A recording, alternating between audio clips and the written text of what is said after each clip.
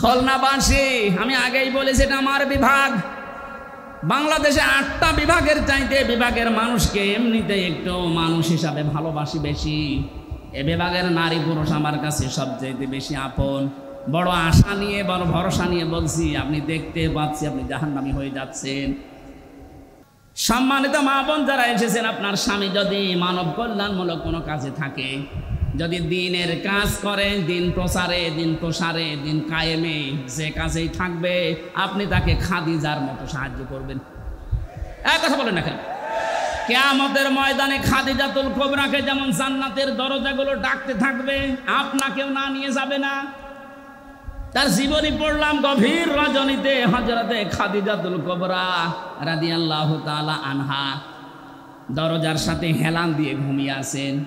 মুহাম্মদ রাসূলুল্লাহ আসলেন, একটা মাত্র ডাক দিয়েছেন, খাদিজা।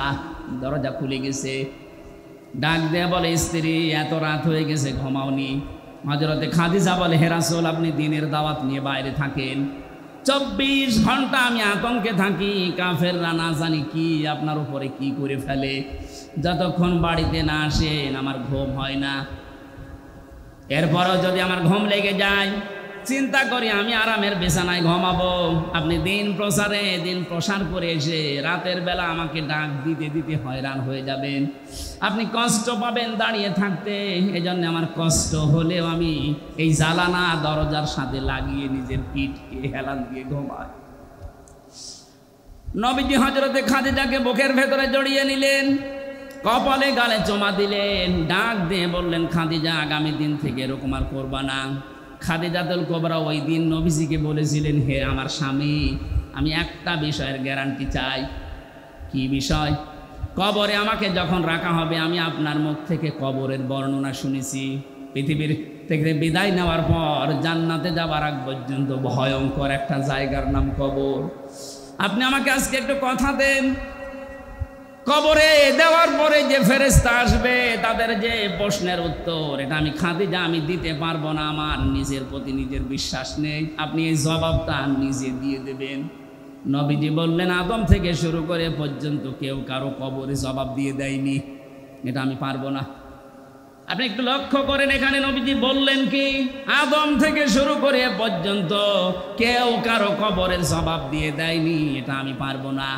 অথচ বাংলাদেশে বহু ভণ্ড পীর এটা ছড়িয়েই দিয়েছে, এ দরবারে মুরিদ হলে কবরের হিসাব ওনাকে সে দিয়ে দেবে। এটা যে পুরা প্রতারণা, বাটপারি, চিটারি, আর কারো কাছে ফতোয়া নেওয়া লাগবে? এই ভ্রান্ত ধারণায় যারা আছেন, এক্ষুনি আপনি থামবেন। কিসের পীর, কিসের বাবা? নবীজি নিজে তার স্ত্রীকে গ্যারান্টি দিতে পারছেন না। হযরতে খাদিজাতুল কুবরা বলেন, হে নবী, আপনি যদি আমাকে কিছুই না বলেন, এই যে আমি সেজদায় গেলাম, আমার মালিক যখন কিছু না জানাবে, যতক্ষণ আমি সেজদা থেকে মাথা তুলব না। নবীজিও দাঁড়িয়ে আছেন, হঠাৎ ফেরেশতা জিবরাইল এসে বলে, হে নবী, খাদিজাকে আপনি মাথা তুলতে বলেন, তার চোখের পানি আরো সে মঞ্জুর হয়ে গেছে। আল্লাহ রাব্বুল আলামিন নিজে আপনাকে অর্ডার দিয়েছেন, খাদিজার প্রশ্নের জবাব আপনি দিয়ে দেবেন। নবীজি বললেন, কি বলো জিবরাইল? আমি আজ পর্যন্ত কোনোদিন এ ব্যবস্থা কারো পক্ষে পাইনি, খাদিজার পক্ষে আল্লাহ দিয়েছেন, আপনাকে দেওয়া লাগবে। হযরতে খাদিজাকে ডাক দিয়ে বললেন, মাথা তোলো, তোমার চোখের পানি আরো সে পৌঁছিয়ে গেছে, তোমার কবরের জবাব দেওয়া লাগবে না, আমি নিজে দিয়ে দেব তোমারটা। হযরতে খাদিজা ওই দিন বলেছিলেন, হে আমার স্বামী, আপনার জন্য এই ঘরটা আমি নয়েজ মুক্ত রাখি, শব্দ, গোলমাল, আওয়াজ, এগুলো থেকে আপনাকে আমি শান্তিতে রাখি। ঘরে আসলে আপনার স্বামী বাইরে থেকে যখন আসবে, ঘরটা আপনি শান্ত নির্মল করে দেবেন। খাদিজাতুল কুবরা এই কাজ করার কারণে তার জন্য আল্লাহ একটা জান্নাত ঘর বানিয়ে রেখেছেন।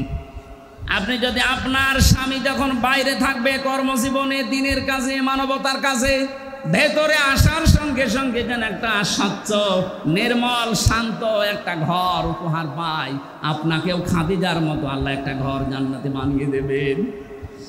খাদিজা ওই দিন বলেছিলেন, হে রাসূল, আমি আপনার কাছে জানতে চাই, আপনার যে জুব্বা মোবারক আছে, এইটা দিয়ে আমার কাফন বানাবেন। ঠিক আছে, এটা তো আমার আন্ডারে, আমি দিয়ে দিলাম। 2 নম্বরে আপনি আমার কবরের ভেতরে একটু গড়াগড়ি করবেন, কারণ আমি জানি আপনার শরীর যেখানে লাগবে ওখানে জাহান্নামের আগুন পৌঁছাবে না। বিশ্বনবী তার ইন্তেকালের পরে 3 দিন পরে দেখা যাচ্ছে খাদিজার ইন্তেকাল হয়ে গেল। মুহাম্মদ রাসূলুল্লাহ নিজে তার জব্বা মোবারক দিয়ে কাফন বানিয়ে দিলেন, কবরের ভেতরে নিজে একটু গড়াগড়ি দিলেন, নিজের হাতে খাদিজাকে কবরে শায়িত করার পরে উপরে মাটি দিয়ে সাহাবা একরাম বলে, হুজুর আপনি যাবেন না? নবীজি বলেন, সাহাবীরা তোমরা চলে যাও, খাদিজার সাথে আমার কিছু কথা দেওয়া আছে। কিছুক্ষণ ফেরেশতা এসে বলে, মার রব্বুকা ওয়া মান নাবিয়্যুকা ওয়া মা দীনুকা। ওপর থেকে মুহাম্মদ রাসূলুল্লাহ ডাক দিয়ে বলছে, ফেরেশতারা থামো, খাদিজাকে প্রশ্ন করার দরকার নেই। খাদিজার আল্লাহ আমার ওই আল্লাহ, খাদিজার ধর্ম আমার ওই ধর্ম, আর খাদিজার নবী আমি নবী, নিজেই বলছি মুহাম্মদুর রাসূলুল্লাহ। খুলনাবাসী, আমি আগেই বলেছি এটা আমার বিভাগ। বাংলাদেশে 8টা বিভাগের চাইতে বিভাগের মানুষকে এমনিতে একটু মানুষ হিসাবে ভালোবাসি বেশি। এ বিভাগের নারী পুরুষ আমার কাছে সবচাইতে বেশি আপন। বড় আশা নিয়ে, বড় ভরসা নিয়ে বলছি, আপনি দেখতে পাচ্ছি আপনি জাহান্নামী হয়ে যাচ্ছেন।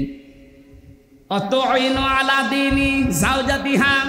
3 নম্বরে নবীজি বললেন, ওই মহিলাকে আল্লাহ জান্নাতে পৌঁছিয়ে দেবে যে মহিলা তার স্বামীকে দ্বীনের পথে চলার জন্য, দ্বীন কায়েমের জন্য সাহায্য করে, উৎসাহ দেয়। অথচ এরকম মহিলা এখন পাওয়া যাচ্ছে না। কথা বলেন ঠিক কিনা? ফতোয়া আজকেও যশোরে আমার মাহফিল ছিল দিনের বেলায়, জোহরের সময় চৌকাছাতে একটা মেয়ে ফতোয়া দিয়েছে, প্রশ্ন দিয়েছে যে নারী পুরুষের একামতে দিনের কাজ করা লাগবে। কোথায় আছে? কোথায় আছে? মানে সূরা তাওবার 71 নম্বর আয়াত তার দলিল। নারী হোক আর পুরুষ হোক, যে যেই স্থানে আছে ওখান থেকে একামতে দিনের কাজ করা নামাজ রোজার মতোই ফরজ, বরং তার চাইতেও বড় ফরজ। একামতে দিন কায়েম করতে গিয়ে নবীজি নামাজ ছেড়ে দিয়েছিলেন 4 ওয়াক্ত, রোজা ছেড়ে দিয়েছিলেন বদরের 17 রমজান। এক কথা বলছেন না কেন?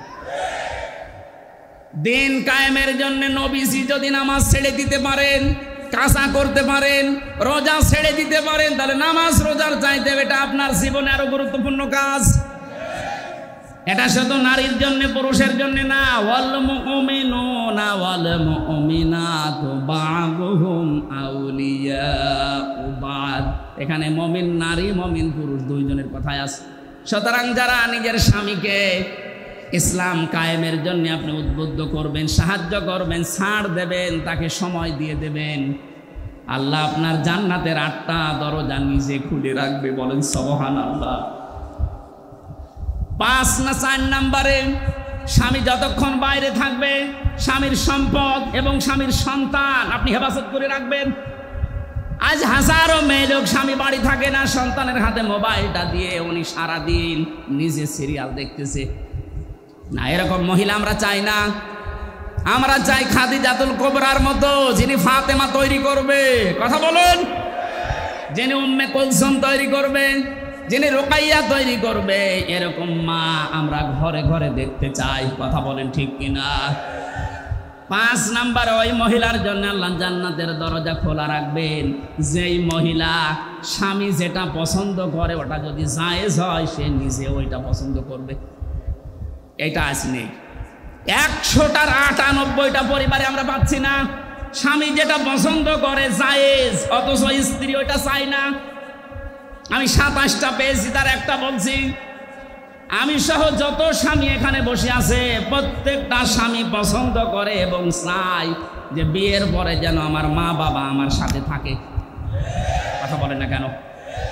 100টার 98টা পরিবারে এটা চায় না। এই মেয়েটা চায় না, শুধু এই মেয়ের দোষ না, এই মেয়েটাকে কান পোড়া দেয় ওর মা আর ওর বড় বোন। ওখান থেকে খালি বারবার ফতোয়া দেয়, ওই আর কতদিন থাকবি, তাড়াতাড়ি আলাদা হ। সম্মানিত মা বোনেরা, আপনার মা, আপনার বড় বোন যদি আপনাকে জান্নাতে যাওয়ার প্রতিবন্ধকতা সৃষ্টি করে, এরকম মা আর বাবার কথা মানা। আরো জোরে বলেন। এই যে আরাফ নামক যে প্রাচীরের ওপরে আপনি দাঁড়িয়ে আছেন, এই হাদিসের ব্যাখ্যা বলতে গিয়ে আমি হাদিসটা নিয়ে আসলাম। বিশ্ব নবী জানিয়েছেন ওদেরকে আল্লাহ জান্নাতে দিচ্ছে না কারণ তারা মা বাবার হক আদায় করেনি। দ্বিতীয় নম্বর নবীজি বললেন ওদেরকে জাহান্নামে আল্লাহ দেবে না। সাহাবী প্রশ্ন করলেন হযরতে আবু যর গিফারী রাদিয়াল্লাহু তাআলা আনহু, হে নবী এদেরকে জান্নাতে দিচ্ছে না বুঝলাম, জাহান্নামে দেবে কেন? এখন বিশ্ব নবী বলেন এই মানুষগুলো দুনিয়ায় আর যাই করুক একামতে দিনকে কায়েম করার জন্য সর্বাত্মক চেষ্টা চালিয়েছে, এই কারণে আল্লাহ তাদেরকে জাহান্নামে দেবে না। এটা শুধু খুলনা না, সারা পৃথিবীতে ছড়িয়ে যাচ্ছে। কত সাংবাদিক দেখছেন না, সবাইকে উদ্দেশ্য করে আমি ঘোষণা দিতে চাই সূরা সফের 10 নম্বর আয়াতের দলিল, হাল আদুল্লুকুম আলা তিজারাতিন তুনজিকুম মিন আযাবিন আলীম। তোমাদেরকে এমন একটা ব্যবসার কথা বলবো যেটা করলে জাহান্নামের আগুনে যাওয়া লাগবে না। তুমিনুনা বিল্লাহি ওয়া রাসূলিহি ওয়া তুজাহিদুনা ফি সাবিলিল্লাহ বিআমওয়ালিহিম ওয়া আনফুসিহিম যালিকুম খায়রুল লাকুম ইন কুনতুম তা'লামুন। আল্লাহর প্রতি ঈমান আনার পরে, রাসূলের প্রতি ঈমান আনার পরে এই দুইটাকে সামনে নিয়ে তাদের বিধান সলিমে কায়েম করার জন্য জান আর মাল দিয়ে যারা জিহাদ করবে তাদেরকে আল্লাহ জাহান্নামে দেবে না। সুতরাং এই পৃথিবীতে যারা দিন কায়েমের জন্য চেষ্টা চালান, অন্যান্য যদি কোনো গুনাহ হয়েও থাকে আল্লাহ অন্তত আপনাকে জাহান্নামে দেবে না, এই গ্যারান্টি আমি দিতে পারি। জাহান্নামে যাবেন না, কিন্তু জান্নাতে যেতেও পারছেন না মা বাবার হক আদায় না করার কারণে। কথা বলেন না কেন? হাদিসের শেষে আমি আর পাইনি যে নবীজি আর জানাননি যে তারা যাবে কোথায়। খুলনাবাসী জান্নাতেও যেতে পারছেন না মা বাবার হক আদায় না করার কারণে, জাহান্নামও আল্লাহ দেখছেন না একামতে দিনের দায়িত্ব পালন করার কারণে। যদি ওই আরাফ নামক প্রাচীরের ওপরে দাঁড়িয়ে থাকা লাগে কি হবে বলেন তো? ওই রকম জীবন আমরা চাই? বলেন বলেন। এই আরাফ নামক সূরা থেকে একটা মাত্র আয়াত পড়েছি, 206টা আয়াত এখানে আছে, 179 নম্বর আয়াত। আমার আজকের আলোচনার বিষয় বিবেক। কি বললাম? আরো জোরে। বিবেককে যদি সত্যি কেউ কাজে লাগাতে পারে জীবনেও সে রাস্তা হারাবে না, সে রাস্তা পাবেই। বিশ্বনবীর খাদেম এই পরিচয় নিয়ে হযরতে ওমর বিশাল একটা ফায়দা তিনি নিয়েছিলেন। আমি তার জীবনীতে পড়েছি। তিনি সন্তানকে মাদ্রাসায় দিলেন। ওই সময় প্রধান বিচারপতির দায়িত্বে ছিল হযরতে আলী রাদিয়াল্লাহু তাআলা আনহু। তিনি তার সন্তানটাকে দিলেন মাদ্রাসায়, হযরতে হুসাইন। বারবার কলম ফেলে দিচ্ছে টেবিল থেকে আর বলছে আমাকে তুলে দাও, তুলে দাও। 3 বার তিনি তুলে দিলেন। চতুর্থবার বললেন দেখো বারবার কলম ফেলে দাও আর আমাকে তুলতে বলো, আমি কি তোমার খাদেম? আমি কি তোমার চাকর? হযরতে হুসাইন তিনি বললেন যে তুমি শুধু চাকর না, খাদেম না, তুমি খাদেমের বাচ্চা খাদেম। একটা প্রধান বিচারপতির ছেলেকে যদি বলা হয় যে তুমি খাদেম না, তোমার বাপও খাদেম, ওর মাথা তো এমনি খারাপ হয়ে যাওয়ার কথা।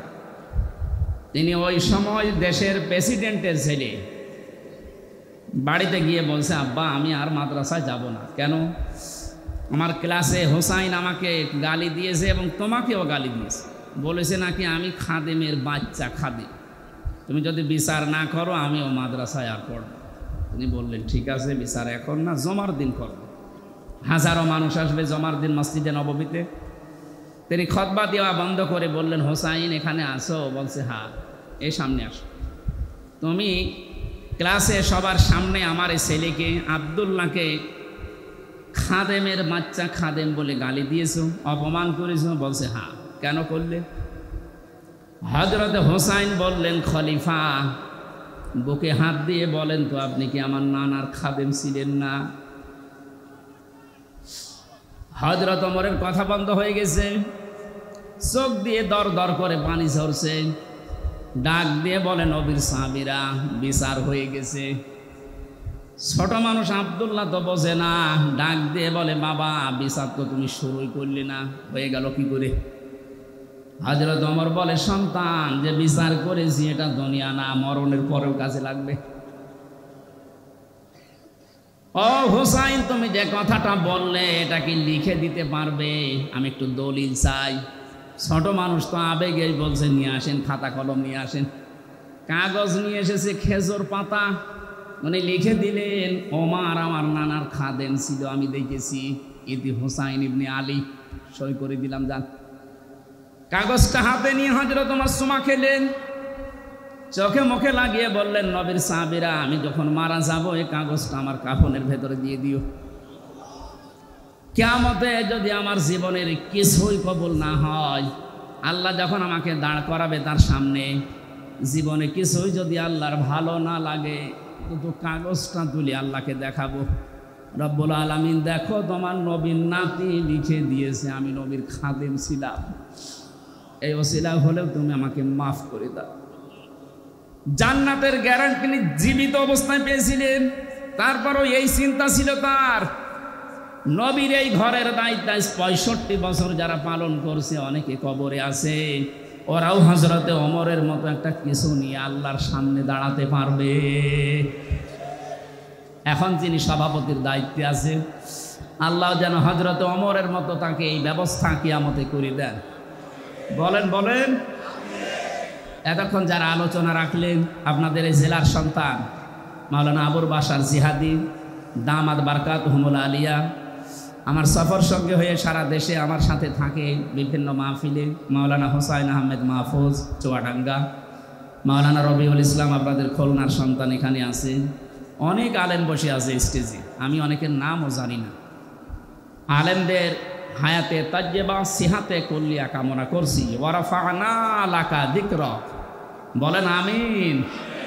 গত 2 দিন এখানে যারা কথা বলেছিলেন বাংলাদেশের প্রথিতযশা আলেমে দিন, তারা বিশেষ করে ডক্টর আবুল কালাম আজাদ বাশার ভাই, এবং গতকাল কথা বলেছেন মাওলানা মনিরুজ্জামান। আল্লাহ আলেমদের কথাগুলো বাস্তবে প্র্যাকটিক্যাল লাইফে আমল করার তৌফিক দান করে। সামনে বসা মুসলমান ভাইরা, পর্দার আড়ালের সম্মানিতা মা এবং বোনেরা, প্রশাসনের ভাইরা, আমি আসার সময় যে গ্যাদারিং দেখলাম, মানুষ যে কি কষ্ট পাচ্ছে, আমরা এই জন্য বেশি সময় আপনাদেরকে কষ্ট দেব না, তাফসীর আকারে কিছু কথা বলার চেষ্টা চালাবো। আমা তাওফীক ইল্লা বিল্লাহ। যে আল্লাহ আমাদেরকে দয়া করে এখানে নিয়ে আসলেন, এটা আমাদের কৃতিত্ব না, আল্লাহর নিজের দয়া। সাবেক এমপি সাহেবকে এমপি বানাতে কমপক্ষে 3.5 থেকে 4 লক্ষ মানুষ লেগেছে, রায় লেগেছে, ভোট লেগেছে, কথা বলেন না কেন? এনারা নির্বাচিত করেছিলেন ওনাকে, উনি নির্বাচিত এমপি ছিলেন। আল্লাহ এই শব্দটা কোরআনে কারিমে সূরা তেলাওয়াত করলেন, আমার আগে যে কারি সাহেব উনি পড়ছিলেন। আমি ওই সময় মনে মনে ভাবছিলাম আল্লাহ আমাদেরকে আজকে নির্বাচিত করেছে। আল্লাহ পাক বলেন হুয়াজতাবাকুম, তিনি আল্লাহ তোমাদেরকে নির্বাচিত করেন। খুলনাবাসী, আমি গতানুগতিক কথা বলি না, যা বলি ওখান থেকে শিক্ষা বের করি, খুব অ্যাক্টিভ হয়ে শুনবেন। নির্বাচিত করেন কে? লক্ষ লক্ষ নবী দুনিয়ায় এসেছে, লক্ষ কোটি মানুষ আল্লাহ দুনিয়ায় পাঠিয়েছে, আদমের সন্তান, কিন্তু বিশ্ব নবীর উম্মত হওয়ার জন্য সবাই নির্বাচিত হয়নি। আল্লাহ আমাদেরকে নির্বাচিত করেছেন, কথা বলেন না কেন?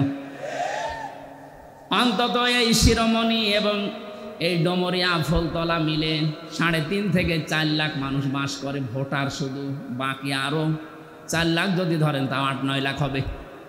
এতগুলো মানুষের ভেতর থেকে মাত্র এই লক্ষাধিক মানুষকে আল্লাহ নিয়ে আসলেন, এতে বোঝা যায় আল্লাহ আমাদেরকে নির্বাচিত করেছেন। এবার জবাব দেবেন বোঝা শোনার পর। নির্বাচিত করা হয় যে পদ্ধতিতে, ওর নাম নির্বাচন। ওর নাম কি বলেন বলেন? নির্বাচন ছাড়া যদি কেউ নির্বাচিত হয় ওটা কি বৈধ না অবৈধ? আরে ভাই, আল্লাহ তো নির্বাচিত করেন। অথচ 15.5 বছরে দুঃখজনক হলেও সত্য, নির্বাচন পদ্ধতিটাই নষ্ট করে ফেলেছে। তারপরও 4-5 দিন উনি বিভিন্ন দেশের মডলদের কাছে কথা ছড়াচ্ছে যে আমি নির্বাচিত সরকার ছিলাম, আমাকে জনগণ উৎখাত করেছে। এটা দাহা মিথ্যা কথা। আপনি যদি শয়তানকেও জিজ্ঞাসা করেন যে 15.5 বছর যারা ছিল ওরা কি নির্বাচিত, শয়তান বলবে ভণ্ডামি করার জায়গা পান না। শয়তানও বিশ্বাস করবেন। আপনি যদি ঘোড়াকে জিজ্ঞাসা করেন যে 15.5 বছর যারা ছিল তোমার তো কিছুই নেই, অন্তত একটু মাথা নাড়াও যে এরা কি নির্বাচিত ছিল। ঘোড়া দাঁত বের করে হাসবে, এ বলে কি? অথচ আমরা একটা হাসির মুখে এই কথা শুনতে পাচ্ছি, উনি সারা বিশ্বের বিভিন্ন মোড়লদেরকে বলছে আমি নির্বাচিত ছিলাম। আর নির্বাচনই তো হয়নি, আপনি নির্বাচিত হইলেন কি করে?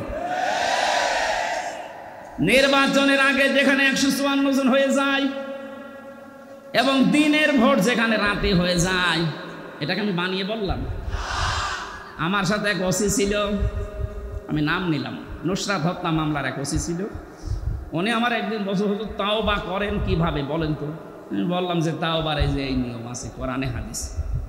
উনি আমারে বলছে আপনি আমার তওবাটা শোনেন। ঠিক আছে বলেন।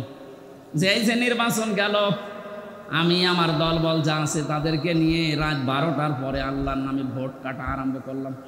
এইভাবে কোরআন শরীফ আমার সামনে এইভাবে বলছে, আমি আল্লাহর নামে করলাম। ফজর পর্যন্ত কাজ কমপ্লিট করে বাক্স ভর্তি করে পাঠিয়ে দিলাম। এবার আমি গোসল করলাম, ওযু করলাম, 2 রাকাত নামাজ পড়লাম, এরপরে বললাম আস্তাগফিরুল্লাহ। আমার এই তাওবা কি হয়েছে? আমি বললাম কি তাওবা বলে আপনি কি দোষ আল্লাহর কাছে করেছেন যে আল্লাহকে বলছেন আস্তাগফিরুল্লাহ? আপনি দোষ করেছেন হামজার কাছে। আমার মতো 3.5 লাখ 4 লাখ হামজা এই রায় দেওয়ার কথা ছিল, আপনি নিজেই দিয়ে দিলেন। এই কথা বলছেন না কেন? এটাকে শুধু ওসি একা দিয়েছে না সারা দেশে অবস্থা এক? তাহলে আপনি দিনের ভোট রাতে করে ফেলেছেন, তারপরও বলেন আমি নির্বাচিত। আপনার লজ্জা করে না? লজ্জা তো নেই, করবে কি? এক ছেলে এসে কাঁদছিল বাবার কাছে। ওই কাঁদিস কেন?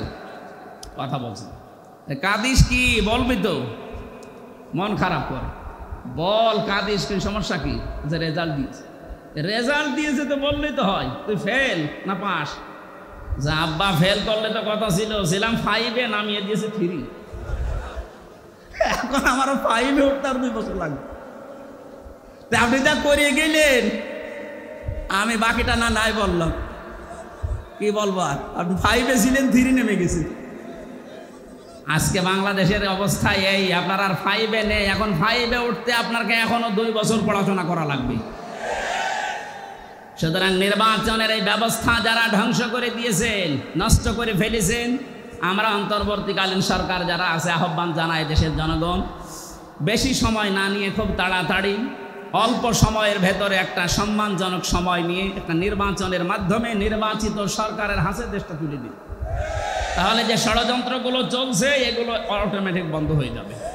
আর যদি এভাবে থাকে, ওরা নতুন নতুন ইস্যু তৈরি করে আবার এই দেশটাকে ঘোলাটে করবে। আমরা এই ঘোলা পানিতে আর মাছ শিকার করতে দেব না ইনশাআল্লাহ। সুতরাং নির্বাচিত হয়েই আমরা এখানে বসে আছি, আল্লাহর নির্বাচিত। কার? মাইয়ুরিদিল্লাহু খায়রা ইউফাক্কিহু ফিদ্দীন। আল্লাহ যার কল্যাণ কামনা করেন তাকে দ্বীনের জ্ঞান দান করেন। এখানে এসেছে আজকে দ্বীনের কিছু পাওয়ার জন্য না। সুতরাং দল মত নির্বিশেষে, এটা শুধু যারা জামাত ইসলাম করে, যারা চরমনাই পীরের মুরিদ, যারা হেফাজত ইসলাম তাদের অনুষ্ঠান না। এটা মানুষ পদবাচ্যে যারা বিবেচিত তাদের এই অনুষ্ঠান। এই জন্য সব ধরনের মানুষ এখানে আছে। কথা বলে না কেন? কোরআনে কারিমে আল্লাহ তাই দিয়েছেন, হাদা বায়ানুল লিন্নাস, এটা মানুষের জন্য বর্ণনা। কোন মানুষ?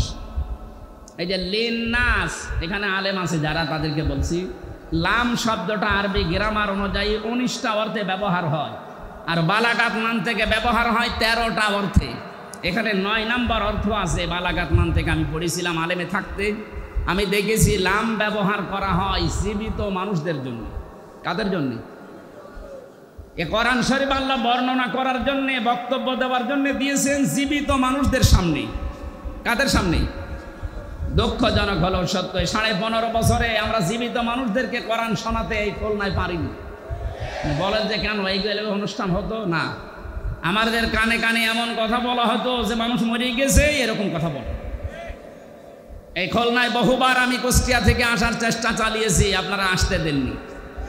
যারা দেননি, কোরআনে কারিমের এই অনুষ্ঠানগুলোতে বাধা দিয়েছেন, আপনি বিশ্বাস করতে পারেন আপনি কাফের। সূরা হামিম সেজদার 26 নম্বর আয়াত। 1500 বছর আগে আবু সেহেল এই সিদ্ধান্ত নিয়েছিল যে লা তাসমাউ লিহাদাল কোরআন, সব চলতে দাও, কোরআনের আলোচনা যেন মুহাম্মদ না করে। শুধু না করে এতটুকু আবু জেহেল সেমি ছিল না, অল গৌফি, সেখানে অনুষ্ঠান করবে, কোরআনে কারিমের সেইটাই বন্ধ করা লাগবে। ঢোল ঢুকি তবলা বাজিয়ে বিভিন্ন হট্টগোল তৈরি করে দরকার হয় 44 ধারা জারি করে হলে। এখন যদি বলেন অলগাও ফিহি, এর ভেতরে 144 ধারা কোন জায়গায় আছে? আপনি ফি জিলালিল কোরআন খোলেন, ওখানে বাংলায় না, এই যে অঙ্কে লেখা আছে 144 ধারা। যিনি তাফসির করেছেন ওখানে বাংলা যিনি অনুবাদ করেছে ওইটাই দিয়েছে। সুতরাং দুনিয়াতে যারা কোরআনের অনুষ্ঠানগুলো পণ্ড করার চেষ্টা করে তাদের উদ্দেশ্য এই লাআল্লাকুম তাগলিবুন, আশা করা যায় তারা বিজয়ী থাকবে, গালিব থাকবে। 1500 বছর আগে আবু জেহেল খুব ভালো করে জানতো আমি যে চেয়ারে বসে আছি এ চেয়ার অবৈধ চেয়ার। কথা বলেন না কেন? অবৈধ চেয়ারের পায়া নড়বড়ে হয়। ও ভালোভাবে জানতো মুহাম্মদ যেটা বলতে চায় এইভাবে যদি মানুষ বসে তা আমার চেয়ারের পায়া থাকার কথা না।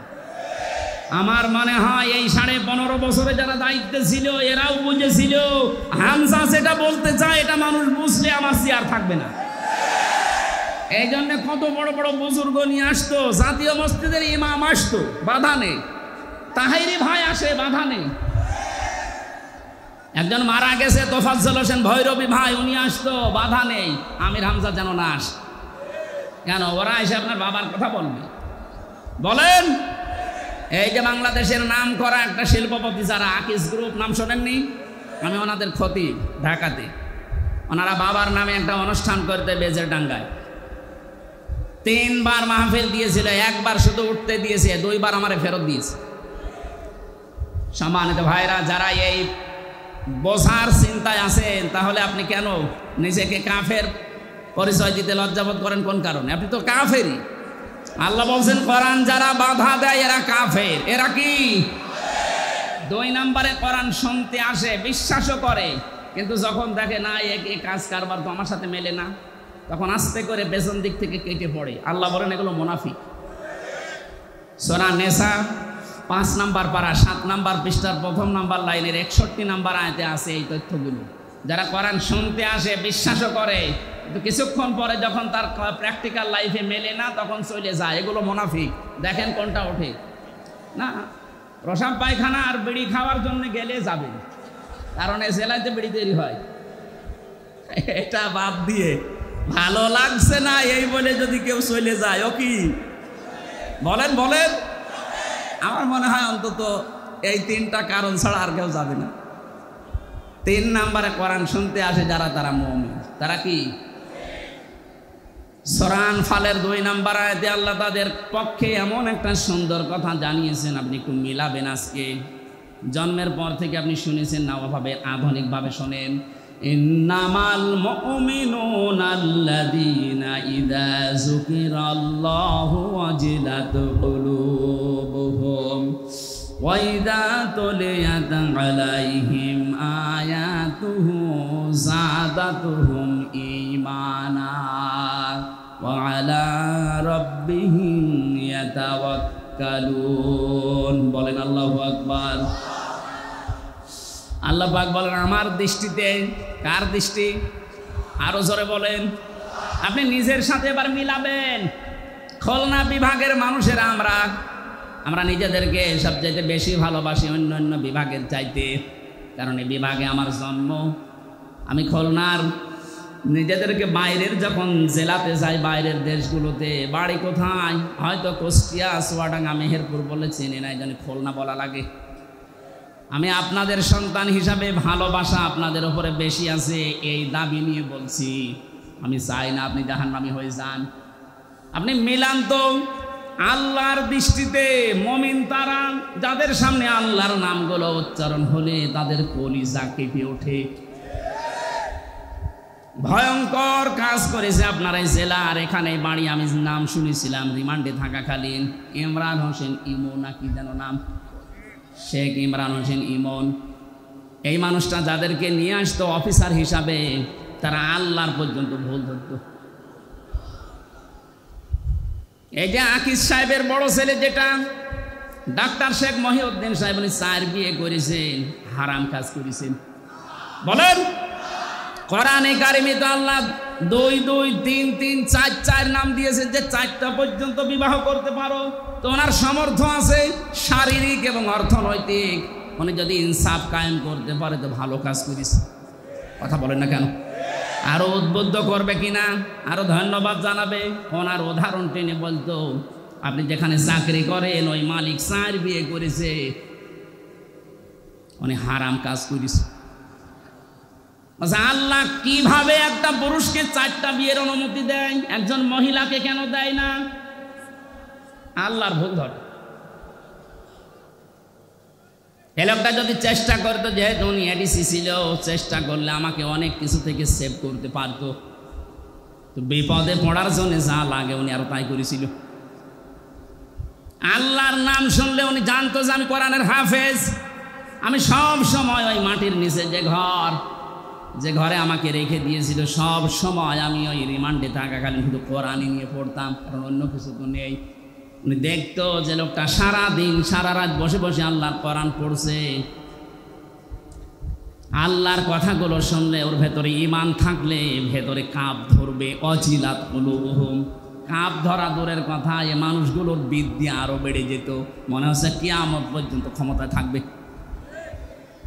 কিছু কিছু মানুষের নাম আমি বলতাম থোড়াই কি আর, বলছে ওরা না, সরাসরি যদি প্রধানমন্ত্রীও বলে তাও তারে মানি না, এরকম কথা বলতো। আল্লাহ এই জন্যে এমন অপমান করেছে, ওর বাবা এখন ছেলে, ও এখন পালিয়ে বেড়াচ্ছে। অপমান এখনো হয়নি, আরো অপমান করবে। আপনি আল্লাহর বিরুদ্ধে অবস্থান নিয়েছেন।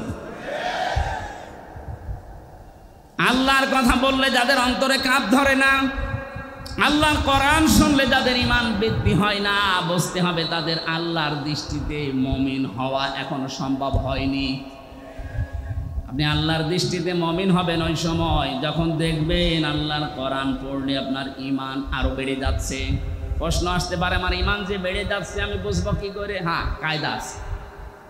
সূরা মাইদা 7 নাম্বার পারার 1ম নাম্বার পৃষ্ঠার 1ম নাম্বার লাইনের 73 নাম্বার আয়াতে আছে, ওয়াইদা সামিউ মা উনজিলা ইলার রাসূলি তারা আ'য়ুনাহুম তাফিদু মিনাদ দামি মিম্মা আরাফু মিনাল হক।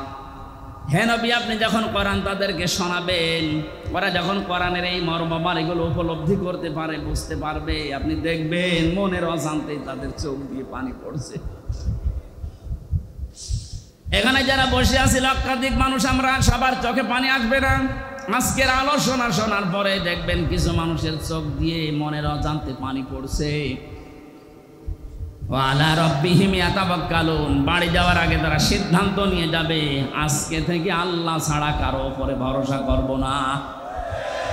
এই 3টি বৈশিষ্ট্য যাদের ভেতরে আছে, আল্লাহর নাম শুনলে কলিজায় কাঁপ ধরবে, আল্লাহর কোরআন শুনলে ঈমান বেড়ে তাদের চোখ দিয়ে পানি আসবে, আল্লাহ ছাড়া কাউকে ভরসার স্থল বানাবে না। আল্লাহর দৃষ্টিতে এরা প্রকৃত মুমিন। এরা কি? আল্লাহ এই মানের শ্রোতা হওয়ার তৌফিক দেন, বলেন আমিন।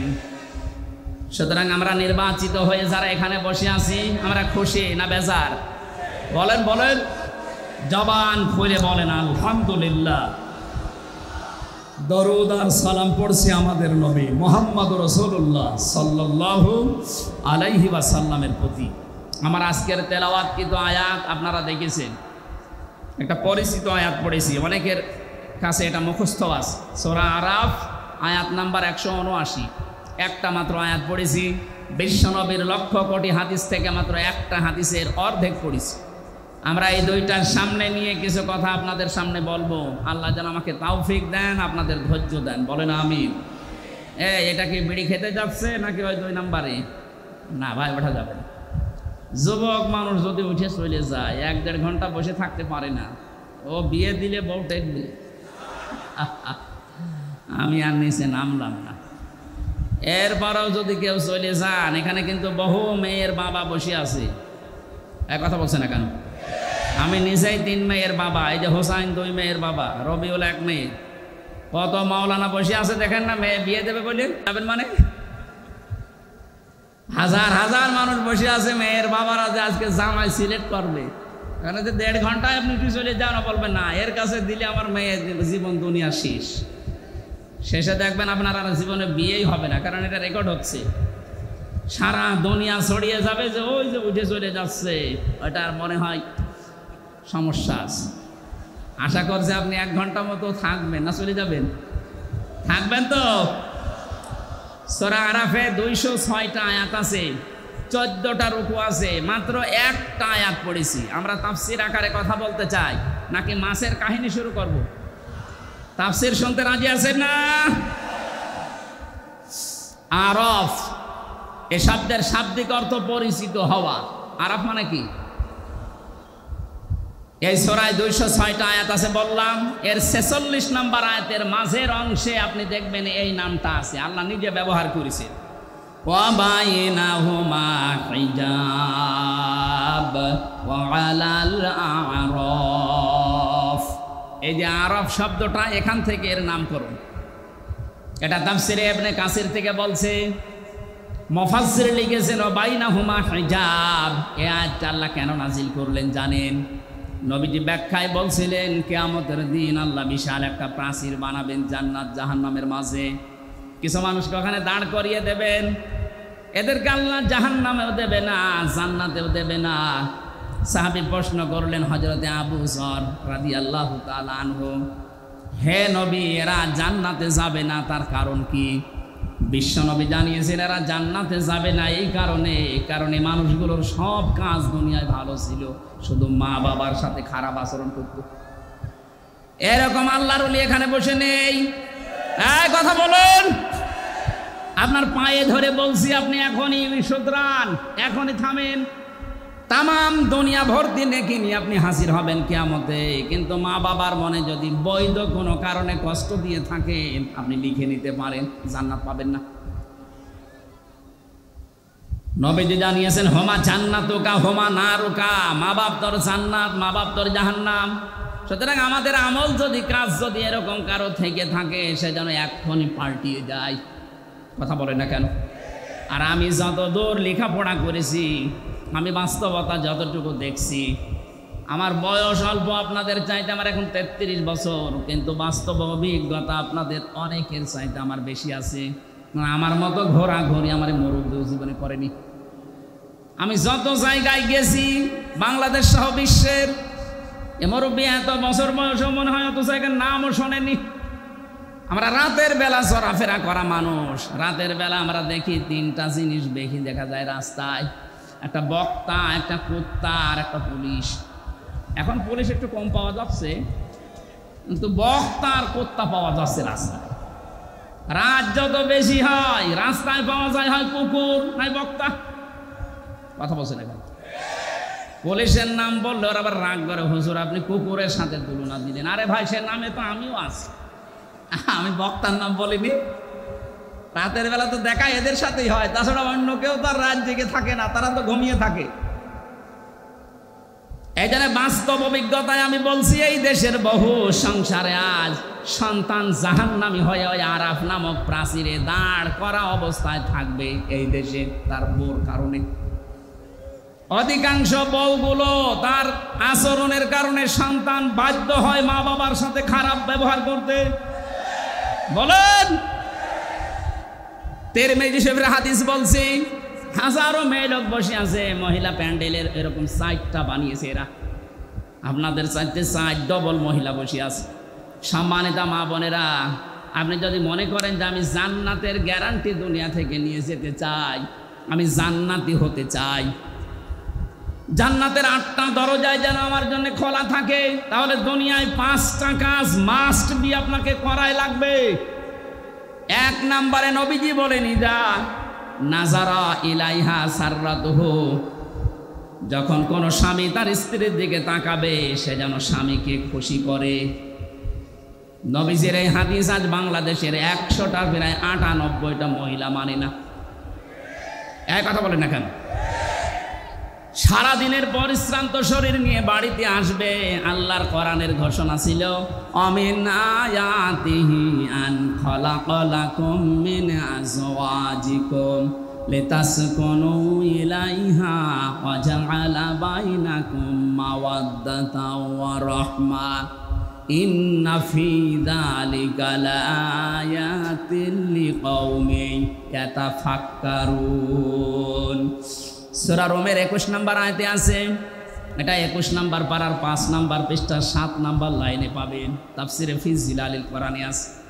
রব্বুল আলামিন বলেন, আমার যত নিদর্শন দুনিয়াতে আছে এর ভেতরে অন্যতম নিদর্শন এই, আমি তোমাদের থেকে তোমাদের জোড়া বানিয়েছি স্ত্রীদেরকে, যেন তোমরা শান্তি স্বস্তি এবং নিরাপত্তা সেখানে খুঁজে পাও।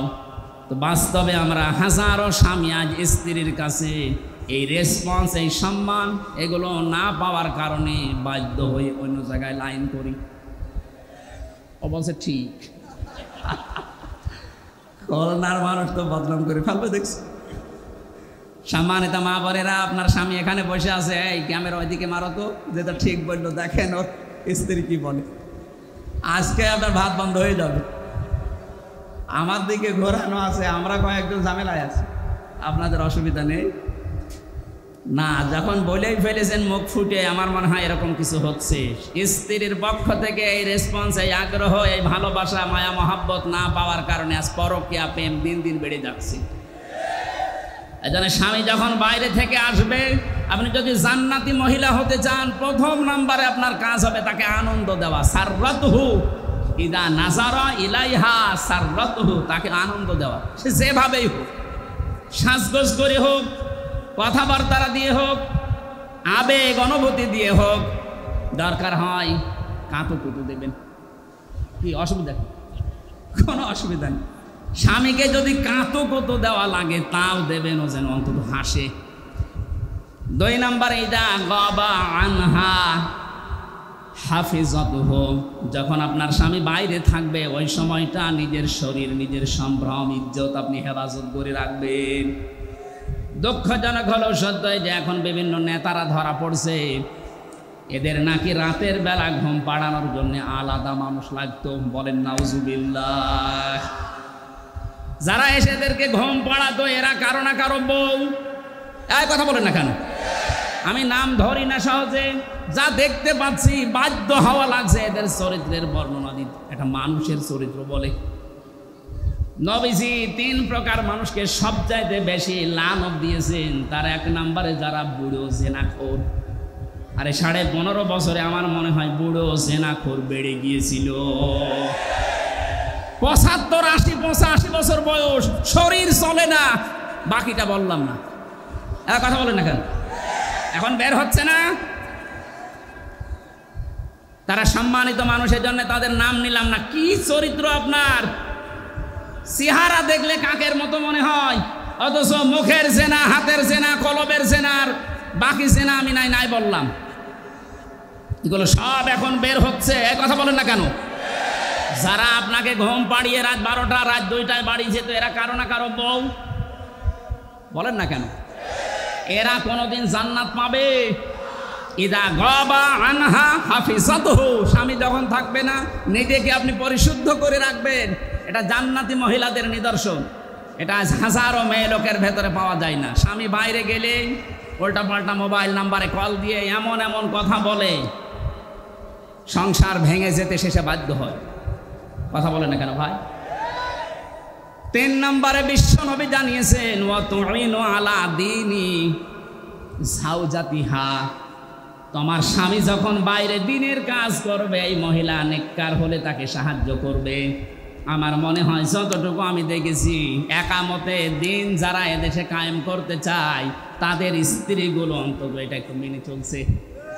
আর বাকি যেই বলেন, সে পীর হোক আর ক্ষীর হোক আর আলেম হোক, অধিকাংশ যারা একামতে দিনের এই কনসেপ্টটা নিজের ভেতরে আনতে পারে না, তাদের পরিবারে 100 ভাগে 98 ভাগ অশান্তি।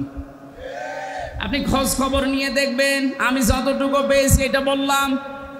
সম্মানিত মা বোন যারা এসেছেন, আপনার স্বামী যদি মানব কল্যাণমূলক কোনো কাজে থাকে, যদি দিনের কাজ করে, দিন প্রচারে, দিন প্রসারে, দিন কায়েমে, যে কাজেই থাকবে, আপনি তাকে খাদিজার মতো সাহায্য করবেন। এক কথা বলেন না কেন? কিয়ামতের ময়দানে খাদিজাতুল কুবরাকে যেমন জান্নাতের দরজাগুলো ডাকতে থাকবে, আপনাকেও না নিয়ে যাবে না।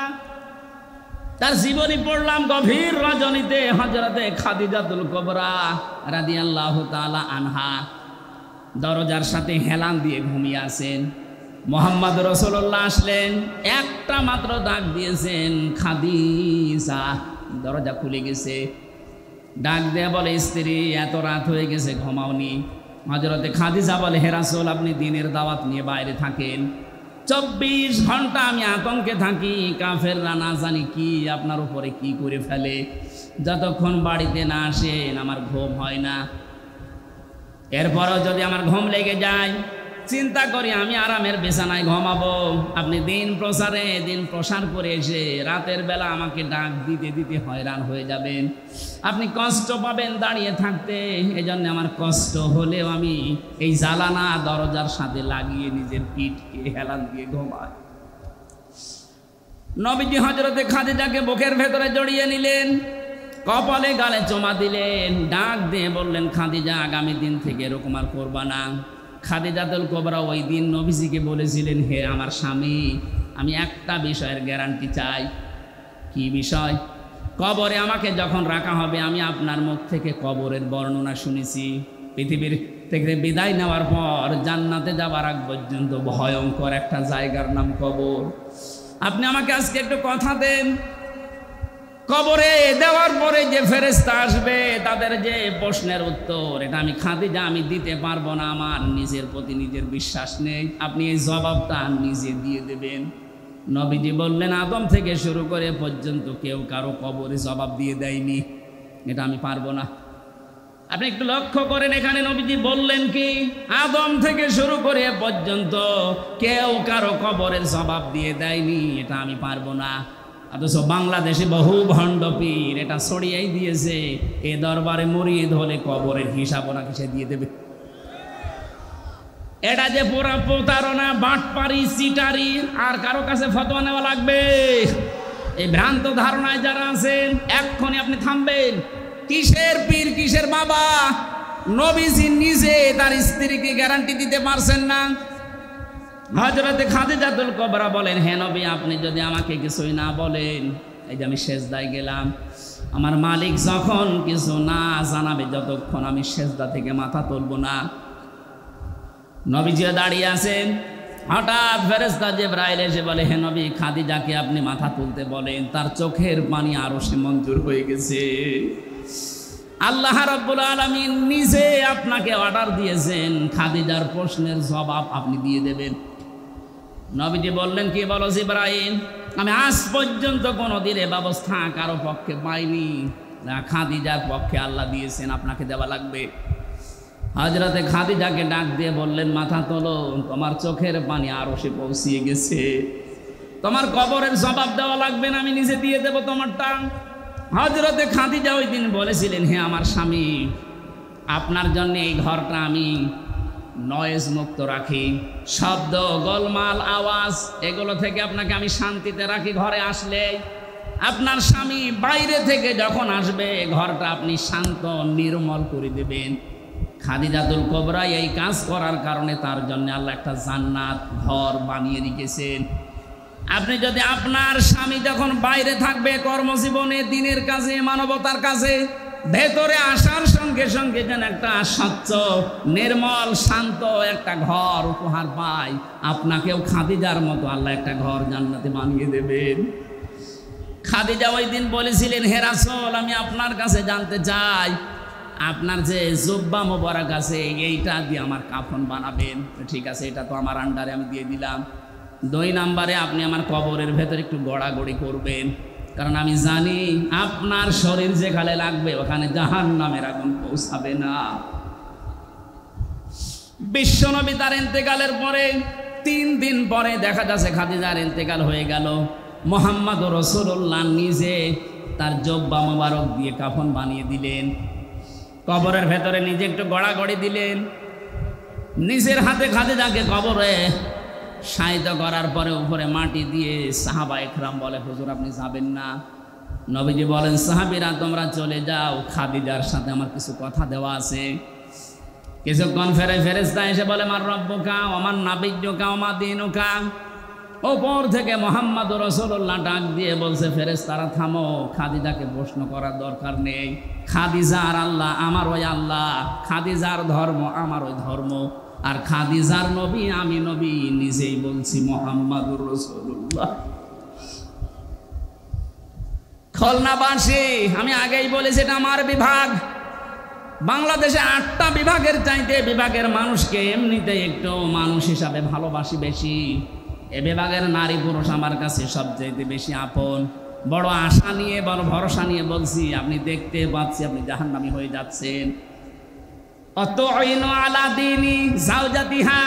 3 নম্বরে নবীজি বললেন ওই মহিলাকে আল্লাহ জান্নাতে পৌঁছিয়ে দেবে যে মহিলা তার স্বামীকে দ্বীনের পথে চলার জন্য, দ্বীন কায়েমের জন্য সাহায্য করে, উৎসাহ দেয়।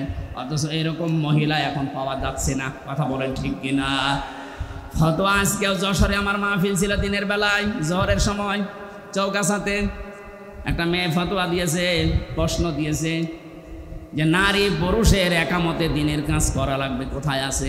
কোথায় আছে? মানে সূরা তাওবার 71 নম্বর আয়াত তার দলিল। নারী হোক আর পুরুষ হোক, যে যেই স্থানে আছে ওখান থেকে একামতে দ্বীনের কাজ করা নামাজ রোজার মতোই ফরজ, বরং তার চাইতেও বড় ফরজ। একামতে দ্বীন কায়েম করতে গিয়ে নবীজি নামাজ ছেড়ে দিয়েছিলেন 4 ওয়াক্ত, রোজা ছেড়ে দিয়েছিলেন বদরের 17 রমজান। এক কথা বলছেন না কেন? দ্বীন কায়েমের জন্য নবীজি যদি নামাজ ছেড়ে দিতে পারেন, কাজা করতে পারেন, রোজা ছেড়ে দিতে পারেন, তাহলে নামাজ রোজার চাইতে এটা আপনার জীবনে আরো গুরুত্বপূর্ণ কাজ। এটা শুধু নারীর জন্য, পুরুষের জন্য না। ওয়াল মুমিনুনা ওয়াল মুমিনাতু বা'দুহুম আউলিয়াউ বা'দ। এখানে মুমিন নারী, মুমিন পুরুষ দুইজনের কথাই আছে। সুতরাং যারা নিজের স্বামীকে ইসলাম কায়েমের জন্য আপনি উদ্বুদ্ধ করবেন, সাহায্য করবেন, ছাড় দেবেন, তাকে সময় দিয়ে দেবেন, আল্লাহ আপনার জান্নাতের 8টা দরজা নিজে খুলে রাখবে। বলেন সুবহানাল্লাহ। 5 না 4 নম্বরে, স্বামী যতক্ষণ বাইরে থাকবে স্বামীর সম্পদ এবং স্বামীর সন্তান আপনি হেফাজত করে রাখবেন। আজ হাজারো মেয়ে লোক স্বামী বাড়ি থাকে না, সন্তানের হাতে মোবাইলটা দিয়ে উনি সারাদিন নিজে সিরিয়াল দেখতেছে। না, এরকম মহিলা আমরা চাই না। আমরা চাই খাদিজাতুল কুবরার মতো, যিনি ফাতেমা তৈরি করবে। কথা বলুন। যিনি উম্মে কুলসুম তৈরি করবে, যিনি রুকাইয়া তৈরি করবে, এরকম মা আমরা ঘরে ঘরে দেখতে চাই। কথা বলেন ঠিক কিনা?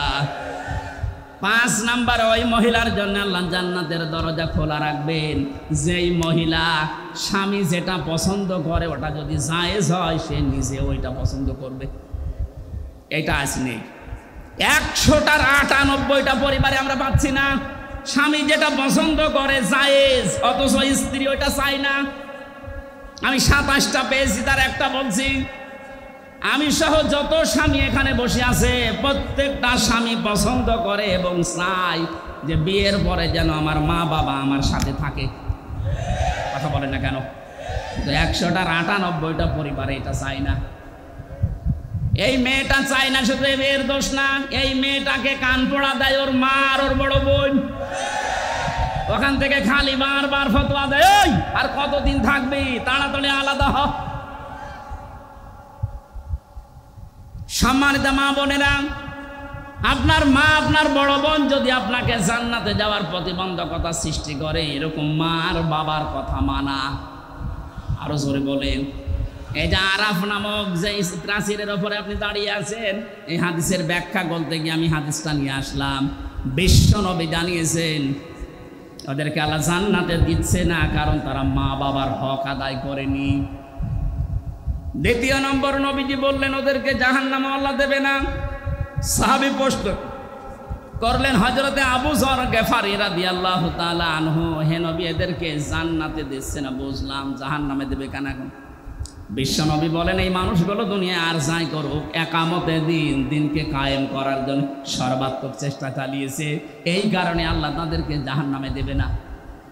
এটা শুধু খুলনা না, সারা পৃথিবীতে ছড়িয়ে যাচ্ছে। কত সাংবাদিক দেখছেন না, সবাইকে উদ্দেশ্য করে আমি ঘোষণা দিতে চাই। সূরা সফের 10 নম্বর আয়াতের দলিল, হাল আদুল্লুকুম আলা তিজারাতিন তুনজিকুম মিন আযাবিন আলীম। তোমাদেরকে এমন একটা ব্যবসার কথা বলবো যেটা করলে জাহান্নামের আগুনে যাওয়া লাগবে না। তুমিনুনা বিল্লাহি ওয়া রাসূলিহি ওয়া তুজাহিদুনা ফি সাবিলিল্লাহ বিআমওয়ালিহিম ওয়া আনফুসিহিম যালিকুম খায়রুল লাকুম ইন কুনতুম তা'লামুন। আল্লাহর প্রতি ঈমান আনার পরে, রাসূলের প্রতি ঈমান আনার পরে এই দুইটাকে সামনে নিয়ে তাদের বিধান সলিমে কায়েম করার জন্য জান আর মাল দিয়ে যারা জিহাদ করবে তাদেরকে আল্লাহ জাহান্নামে দেবে না। সুতরাং এই পৃথিবীতে যারা দিন কায়েমের জন্য চেষ্টা চালান, অন্যান্য যদি কোনো গুনাহ হয়েও থাকে আল্লাহ অন্তত আপনাকে জাহান্নামে দেবে না, এই গ্যারান্টি আমি দিতে পারি। জাহান্নামে যাবেন না, কিন্তু জান্নাতে যেতেও পারছেন না মা বাবার হক আদায় না করার কারণে। কথা বলেন না কেন? হাদিসের শেষে আমি আর পাইনি যে নবীজি আর জানাননি যে তারা যাবে কোথায়। খুলনাবাসী জান্নাতেও যেতে পারছেন না মা বাবার হক আদায় না করার কারণে, জাহান্নামও আল্লাহ দেখছেন না একামতে দিনের দায়িত্ব পালন করার কারণে। যদি ওই আরাফ নামক প্রাচীরের ওপরে দাঁড়িয়ে থাকা লাগে কি হবে বলেন তো? ওই রকম জীবন আমরা চাই? বলেন বলেন। এই আরাফ নামক সূরা থেকে একটা মাত্র আয়াত পড়েছি, 206টা আয়াত এখানে আছে, 179 নাম্বার আয়াত। আমার আজকের আলোচনার বিষয় বিবেক। কি বললাম? আরো জোরে। বিবেককে যদি সত্যি কেউ কাজে লাগাতে পারে জীবনেও সে রাস্তা হারাবে না, সে রাস্তা পাবে। আজকে আমরা অনেকে রাস্তা হারিয়ে ফেলেছি বিবেককে কাজে না লাগার কারণে। দেখেন তো আল্লাহ কি জানিয়েছেন, ওয়ালাকাদ যারানা লিজাহান্নামা কাসীরাম মিনাল জিন্নি ওয়াল ইনস। আল্লাহ কথা শুরু করার আগে তাকিদ দিচ্ছেন।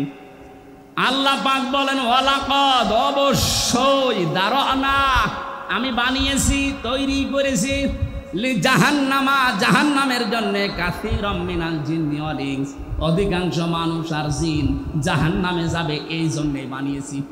প্রশ্ন আসতে পারে তাহলে আমাদের দোষ কি? যেখানে আল্লাহ কাসির দিলেন কলিল না দিয়ে, আবার কাসির না দিয়ে কাসির র এক আলিফ টান আছে। কলিল মানে অল্প, কলিলা মানে একেবারে অল্প, কাসির মানে অল্প, কাসির, কাসির মানে বেশি, কাসির র মানে অনেক বেশি। কত বেশি আমাদের মেধা ধরবে না। আল্লাহ বলেন এত মানুষ আর জিন জাহান্নামে দেব। আমরা যেহেতু প্রশ্নই করে ফেলেছি আল্লাহ, তাহলে আমাদের দোষ কি? আল্লাহ বলেন দোষ আছে। 3টি ইন্দ্রিয় শক্তি যাদের আছে, এই 3টা যারা কাজে লাগাবে না এই মানুষগুলো মাস্ট বি জাহান্নামে যাবে। আর অন্যান্য কারণ আছে অন্য আয়াতে, এই আয়াতে 3টা পেয়েছি। খুলনাবাসী এখন থেকে আপনি মিলাবেন আপনার ভেতরে এই 3টা গুণ আছে কিনা। যদি থেকে থাকে এখনই তাওবা করে ভালো হওয়ার নিয়ত করা লাগবে। রাজি আছেন কিনা? হ্যাঁ রাজি আছেন কারা কারা? দেখি লিল্লাহে তাকবীর, লিল্লাহে তাকবীর, লিল্লাহে তাকবীর। আলহামদুলিল্লাহ। ভাই আমরা এবার 3টা কারণ বলছি, দেখেন আমার ভেতরেও যদি থাকে আমি এখনই পরিবর্তন হওয়ার সিদ্ধান্ত নেব। 1 নম্বরে লাহুম কুলুবুন লা ইয়াফকাহুনা বিহা, তাদের কলব আছে কিন্তু চিন্তা নেই, উপলব্ধি শক্তি নেই। তাদের যে হৃদয় আল্লাহ দিয়েছেন এই মানুষগুলো চিন্তা ভাবনা করে না হৃদয় দিয়ে। তাদের বিবেক আল্লাহ দিয়েছেন, বিবেকটা কাজে লাগায় না। আমি যে প্রথমেই বললাম মানুষ যদি বিবেক কাজে লাগাতে পারে সে কোনোদিন রাস্তা হারিয়ে ফেলবে না। আজ এই জাতি রাস্তা হারিয়ে ফেলেছে শুধু বিবেকটা কাজে না লাগার কারণে। 2006 সালে এই পৃথিবীর ইতিহাস যারা পাল্টিয়ে দিয়েছে, 28শে অক্টোবরে এ দৃশ্য দেখার পরে তামাম পৃথিবী হতভম্ব হয়ে গেল। এরপরও আমাদের বিবেকটা কাজে লাগলো না। আপনি চিন্তা করতে পারেন একটা জীবিত মানুষকে পিটিয়ে হত্যা করার পরে তার লাশের উপর একটা মানুষ ড্যান্স দেয়, আর তারা এখন মানবতার বলি উড়াচ্ছে। 7 সালে আমি তখন ম্যাট্রিক পরীক্ষা দেই, আসছিলাম সিরাজগঞ্জ থেকে। রাস্তার মাঝে দেখলাম একটা মরা কুকুর পড়ে আছে। ড্রাইভার গাড়ি চালিয়ে না দিয়ে বাম দিয়ে ঢুকিয়ে দিল। গাড়ি একটু ঝাঁকি দিয়েছে, ডাক দিয়ে বললাম ড্রাইভার সাহেব আপনি কি করলেন? এখন একটু উল্টিয়েছে তো গাড়ি। ড্রাইভার আমার বলছে দেখেন না একটা মরা কুকুর পড়ে আছে, আমি ডবল করে আমার চাকা চালাবো, আমার বিবেক নেই। আমি ওনারে যেই বলেছি, আরে ভাই এটা তো মরা কুকুর, এ মারলে কি আর না মারলে কি। ড্রাইভার আমার দিকে আবার ঘুরে বলছে, হুজুর আপনি কি আসলেই হুজুর নাকি বেশ ধরেছেন? কেন? আপনি দেখছেন একটা মরা কুকুর পড়ে আছে, আমি ডবল করে গাড়ির চাকা চালাবো, আমার বিবেক নেই? বললাম ভাই আপনার নাম কি? বলছে সুব্রত। তার মানে উনি হিন্দু মানুষ। নাম কি বলেন বলেন। পিঠের ওপরে থাবা দিয়ে ওই দিন বলেছিলাম আপনি একটা হিন্দু, আপনার ইমান নেই কিন্তু বিবেক আছে। বিবেক থাকার কারণে একটা নিকৃষ্ট জীব পড়ে আছে মরা, তারপর আপনি ডবল করে মারেন না। অথচ পৃথিবীর আশরাফুল মাখলুকাত আমার জসিম ভাইকে কিছু মানুষ পিটিয়ে মারার পরে ড্যান্স দিয়েছিলেন। এদেরকে মানুষ আপনি বলতে পারেন? কথা বলেন না কেন? এদের বিবেক কোথায় গেল? আমি আর সাবেক এমপি সাহেব যে জেলখানায় ছিলাম, ওখানে যে রাইটার এই শেষে পেয়েছিলাম, রাইটার যাকে, ওই যে খুলনাতে বাড়ি আপনাদের এই 18 মাইলের এদিকে, এদিকে পাইক গাছের এদিকে 18 মাইল আছে না, ওখানে বাড়ি শাওন।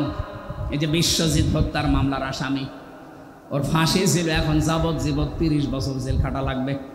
মাঝে মাঝে নাম লিখতে আসতো, গণনা করার সময় বলতাম যে ভাই আপনি কেস করলেন কি করে? সে দেখেন আমার বিবেক ওই সময় কাজ করেনি। এই হিন্দু বেটা আমারে বারবার বলেছিল যে ভাই আমি মুসলমান না, আমি শিবির কি জানি না, আমি ফুল হাতা হাফ হাতা না। কথা বলছে, আমি ফুল হাতা, আমার হাফ হাতা না, তারপরও আমি ছাড়ি নাই।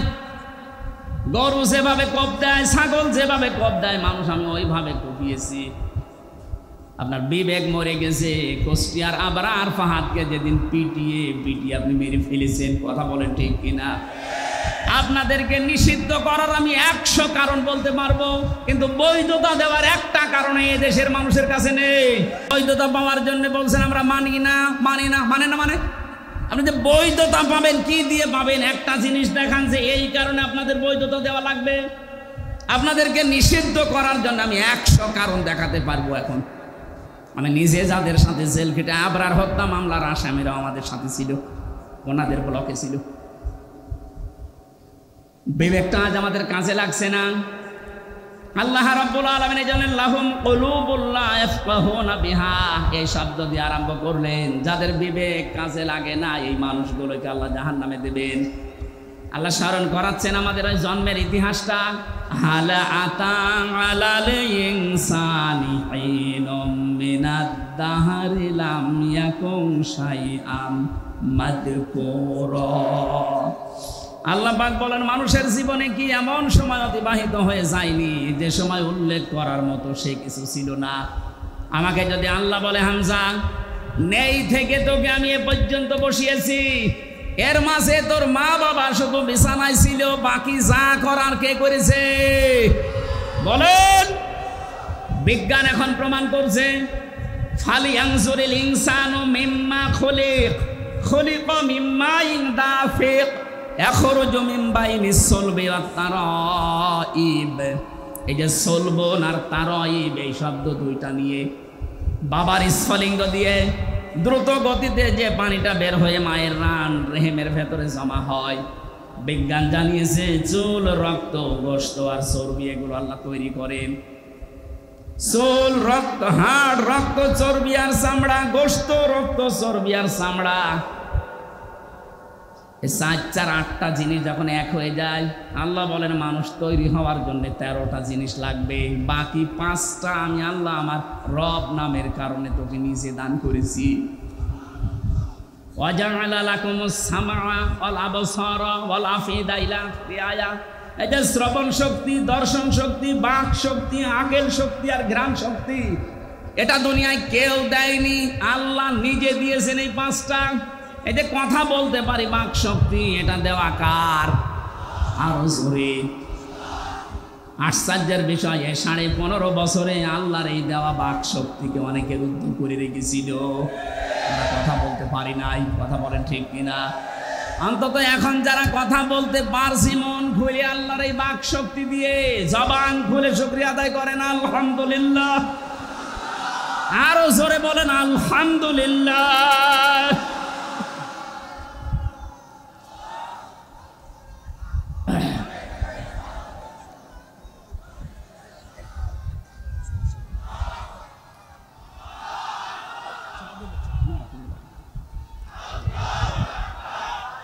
এই বসেন ভাই।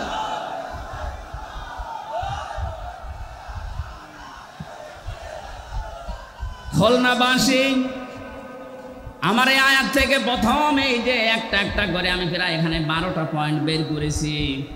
যারা এখানে কলব কাজে লাগাবে না, তাদের এই বিবেক বুদ্ধি এটা যারা কাজে লাগাচ্ছেন না, কি ছিলেন আপনি, কোথায় আসলেন? আমার এই 33 বছর বয়স, 34 বছর আগে হামজা নামে আমার এই জায়গায় দুনিয়ায় কেউ ছিল না। কথা বলেন ঠিক কিনা? দয়া করে আল্লাহ পাক আমাকে এই জায়গা পর্যন্ত নিয়ে এসেছেন। আমার বিবেকটাকে একবারও কাজে লাগছে না যে আমি কোথায় ছিলাম আর কোথায় এলাম। যে মানুষগুলো জাহান্নামে যাবে, এই মানুষগুলো বিবেক কাজে না লাগার কারণে জাহান্নামের দরজা যখন ফেরেশতা দারওয়ান মালিক দাঁড়িয়ে আছে, হাত্তা ইদা জাউহা ফুতিহাত আবওয়াবুহা ওয়াকালা লাহুম খাযানাতুহা আলাম ইয়াতিকুম রুসুলুম মিনকুম ইয়াতলুনা আলাইকুম আয়াতি রাব্বিকুম ওয়া ইউনযিরুনাকুম লিকাআ ইয়াউমিকুম হাদা। বলেন আল্লাহু আকবার। খুলনাবাসী, জাহান্নামে যখনই মানুষকে নিয়ে যাওয়া হবে, দরজা খোলা হবে, প্রবেশ করি আবার দরজা তালা লাগিয়ে দেওয়া হবে। এটা আমি জেলখানায় যাওয়ার পরে আয়াতটা আমি উপলব্ধি করতে পেরেছি। আল্লাহ পাক এখানে জাহান্নামের কথা বলার সঙ্গে সঙ্গে জানাননি যে জাহান্নামের দরজা খোলা থাকবে না। জাহান্নামের দরজা সব সময় বন্ধ থাকবে, শুধু আপনাকে প্রবেশ করানোর পরে আবার তালা লাগিয়ে দেবে। বাংলাদেশ সহ বিশ্বে যত কারাগার আছে, জেলখানা আছে, সব নিয়মই এইটা। আসামি প্রবেশ করাবে, করানোর পরে বন্ধ করে দেবে, আবার বের করে দেবে, আবার বন্ধ করে দেবে। কখনো দরজা খোলা থাকে না, 24 ঘন্টা দিন রাত তালা মারা। জাহান্নাম আল্লাহ এইভাবেই বানিয়েছেন, 24 ঘন্টা তালা মারা থাকবে। ভেতরে ফেরেশতারা উপর থেকে জিজ্ঞাসা করবে, তোমাদের কাছে কি নবী রাসূল যায়নি? খুলনার মানুষেরা হয়তো ওই সময় বলতে পারে না, 1500 বছর আগে নবী রাসূল পার হয়ে গেছে, আমি নবী রাসূল পাবো কোথায়? এই যে আলাম ইয়াতিকুম রুসুলুন, এখানে রাসূল বহু বচন না, আল্লাহ এক বচন দেয়নি, বহু বচন দিয়েছেন। প্রশ্ন আসতে পারে, এখন কি রাসূল আছে? কিয়ামত পর্যন্ত আসবে, তাহলে আল্লাহ রসুলুন বহু বচন দিলেন কেন? জবাব হচ্ছে ফি জিলালিল কোরআন আর ইবনে কাসিরে, এই দুইটা তাফসিরের জবাব। আল্লাহ রসুলুন বহু বচন দিয়েছেন এই জন্যে কিয়ামত পর্যন্ত নবী রাসূল আসবে না ঠিক, কিন্তু নায়েবে রাসূল আসবে। কথা বলেন না কেন? তামাম দুনিয়ায় যারা এলেম পেয়েছে, আমরা যাদেরকে আলেম বলি, এই আলেমরা যারা জ্ঞান অনুযায়ী তাদের যোগ্যতা অনুযায়ী আমল করবে, এই মানুষগুলো নায়েবে রাসূল, নবীর উত্তরাধিকারী। এই জন্য আল্লাহ রাসূল না দিয়ে রাসূলুন দিয়েছেন। খুলনার মানুষেরা জাহান্নামের দরজার দারোয়ান ফেরেশতা মালিক, উনি বলবে, আরে তোদের কাছে নবী আর রাসূল যায়নি, কিন্তু আমির হামজা গিয়েছিল। এক কথা বলেন না, মাওলানা হোসাইন আহমেদ গিয়েছিল, এই জাহান্নামের কথা কি শোনায়নি? এই যে এই শাস্তি সতর্ক করেনি? ওরা তখন বলবে, ক্বালু বালা ক্বাদ জানা নাযীর। হ্যাঁ, আমাদের কাছে সতর্ককারী গিয়েছিল, যে নাম এখন ফেরেশতারা বলবে ওই নামে। হয়তো আমির হামজা বলতে পারে, হোসাইন আহমেদ বলতে পারে, রবিউল ইসলাম বলতে পারে, আবুল বাশার বলতে পারে, যারা আলেম নবীর উত্তরাধিকারী নায়েবে রাসূল, তাদের নাম বলা হবে। এই জন্য রাসূলুন দিয়েছেন। তারা যখন স্বীকার করবে হ্যাঁ গিয়েছিল, তারপরে কি ফেরেশতারা এই কথা জবাব চাইলে ওরা বলবে, ফাকাযযাবনা ওয়া কুলনা মা নাযালাল্লাহু মিন শাই। আমাদের কাছে গিয়েছিল, কিন্তু কথা শোনার পরে আমরা বিশ্বাস করতাম না, নিজের মনে মনে বলতাম, বেটা মনে হয় মিথ্যা কথা বলে। এরকম মন দেশে নেই। এক কথা বলেন না কেন? ও বলবে যে বেটা মনে হয় মিথ্যা কথা বলে, এরকম কিছু আল্লাহ নাযিল করেনি। আপনি নিজেও কোরআন পড়তে পারেন না, বোঝেন না, হামজা বলবে, আপনি মানবেনও না। আপনি কি হয়েছেন? কি বলেন, কি হয়েছেন আপনি? ধরা যেদিন খাবেন, সেই দিন ধরা এমন জায়গায় খাবেন, শুধরাবেন, সে পদ্ধতিও থাকবে না। তখন আফসোস করে বলবে ওয়াকালু লাউ কুন্না নাসমাউ আও নাকিলু মা কুন্না ফি আসহাবিস সাঈর। ওই সময় যদি তাদের কথাগুলো শুনতাম আর বিবেক দিয়ে যদি উপলব্ধি করতাম, যদি মেনে নিতাম, তাহলে এই সাঈর নামক জাহান্নামের দরজা দিয়ে আজকে আমাদেরকে আশা লাগতো না। ফাতারাফু বিযামবিহিম, তাদের নিজেদের অপরাধ তারা স্বীকার করবে। ফাসুহকাল লিআসহাবিস সাঈর, জাহান্নামের সাঈর যেটা তার অধিবাসী তাদেরকে আল্লাহ বানিয়ে দেবে। জোরে বলেন নাউযুবিল্লাহ। খুলনাবাসী আমাদের বিবেক আছে, বিবেক যেন আমাদের কাজে লাগে আজকে থেকেই। হামজা তার বাবার কথা বানিয়ে বলছে না, আপনাদেরকে বাঁচার জন্য আয়াতের পারা, পৃষ্ঠা, লাইন, রুকু, সূরার নাম, তাফসীরের নাম সব বলে দিয়েছি। এরপরেও যদি কারো বিবেক কাজে না লাগে, আমার মনে হয় ওর বিবেকের উপরে কুকুরে পোশাক করেছে। তারপরও বলছে ঠিক। আশা করছি বিবেকটা কাজে লাগাবেন। বিবেক যদি সত্যি আপনার কাজে লাগে, আপনি রাস্তা পেয়ে যাবেন। কিন্তু যে মানুষগুলো জুলুম করতে করতে মানুষের বিরুদ্ধে অপপ্রচার করে মানুষকে দুনিয়ায় অপরাধী বানানোর জন্য যারা চেষ্টা চালিয়েছে, এদের বিবেককে আল্লাহ মেরে ফেলেন। সূরা আনফালের 23 নম্বর আয়াতে আল্লাহ জবাব দিয়েছেন, ওয়ালাউ আলিমাল্লাহু ফীহিম খায়রান লা আসমাআহুম ওয়ালাউ আসমাআহুম লাতাওয়াল্লাউ ওয়া হুম মুরিদুন। ওই মানুষগুলো তো শুনবে না, আপনি যতই তাদেরকে শোনানোর চেষ্টা করেন ওই মানুষগুলো শুনবে না। না শোনার পেছনে কারণে ওদের শোনার মতো যে মন, এইটা আল্লাহ নষ্ট করে দিয়েছে ওদের অপরাধের কারণে। এখানে ফেরাউন যখন ডুবে যাচ্ছিল ওই সময় কিন্তু শেষ কথা ওর ছিল এইটা, আন্নাহু লা ইলাহা ইল্লাল্লাযী আমানাত বিহি বানু ইসরাঈল। ও বলেছিলাম ঈমান আনলাম ওই আল্লাহর উপরে, যে আল্লাহর উপরে ঈমান এনেছে বনি ইসরাইল সম্প্রদায়। আমি তো মুসলমান।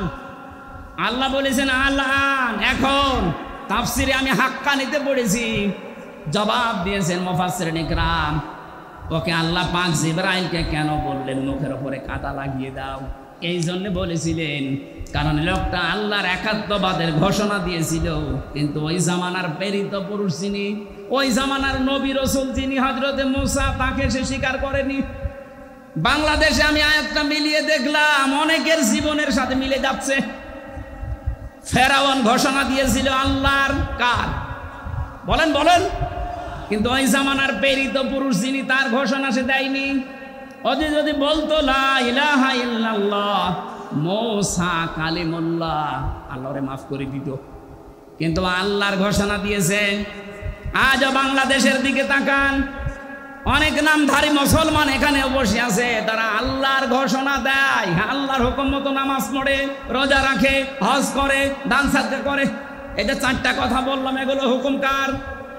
আরো জোরে, এগুলো কি একটাও রাসূলের হুকুম? বলেন না কেন? নামাজ পড়ে, রোজা রাখে, হজ করে, দান করে, হুকুম কার? আল্লাহর বিধান হয়তো মানে, কিন্তু এই জামানার যিনি প্রেরিত পুরুষ, কিয়ামত পর্যন্ত যিনি নবী আর রাসূল, তার রিসালাতের ঘোষণা যখন দিতে বলা হয় তার জীবন মানার কথা, তখন বলে না এটা রাজনীতি। আল্লাহর কসম, আপনারও মরণ হবে ফেরাউনের মতো।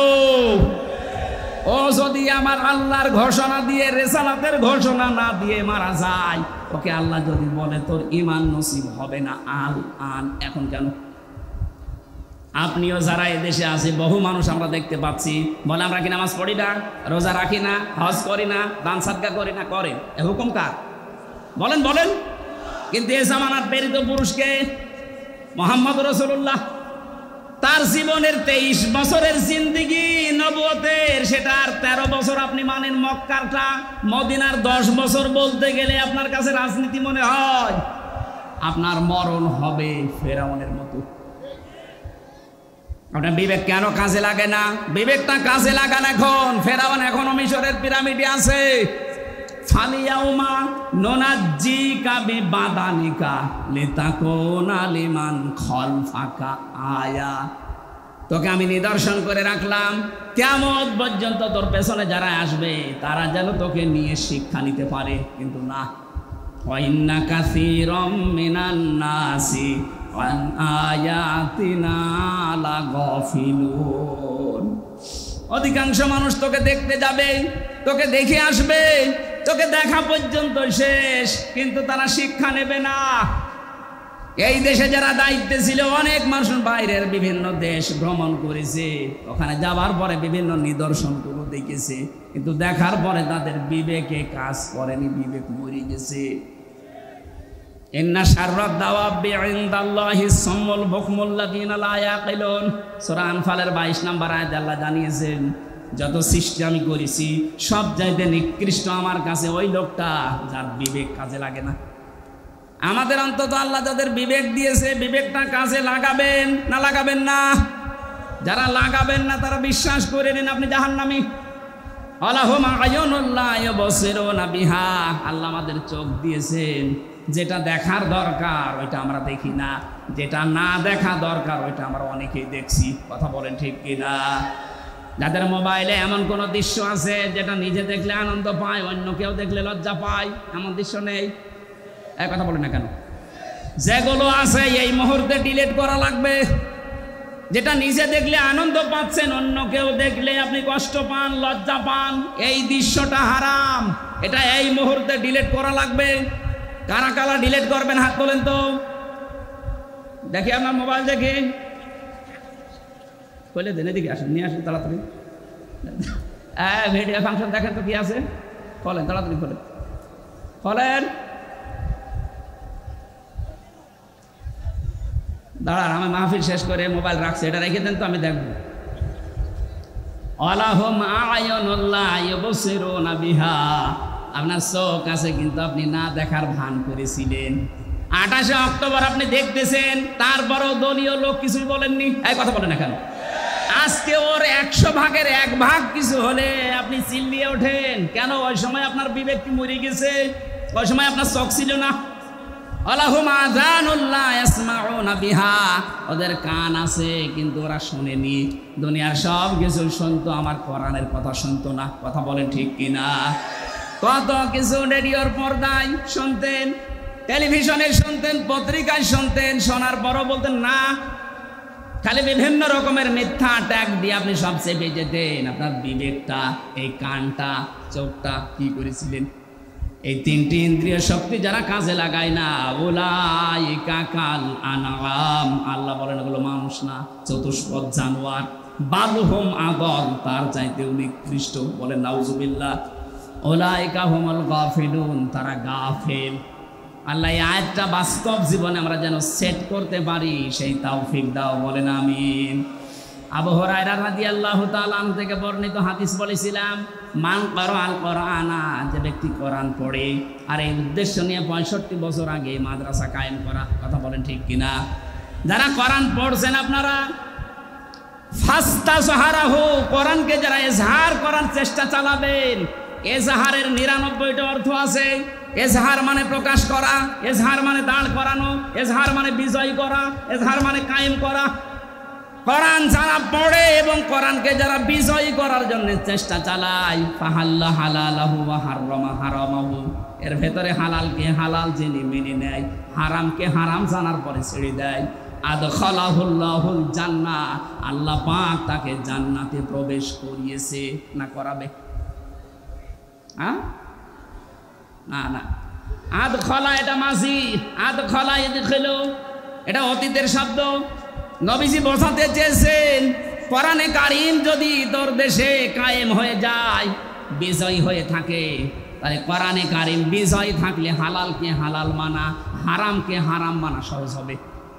আজ কোরআন এই দেশে কায়েম নেই, এজন্য হালালকে হালাল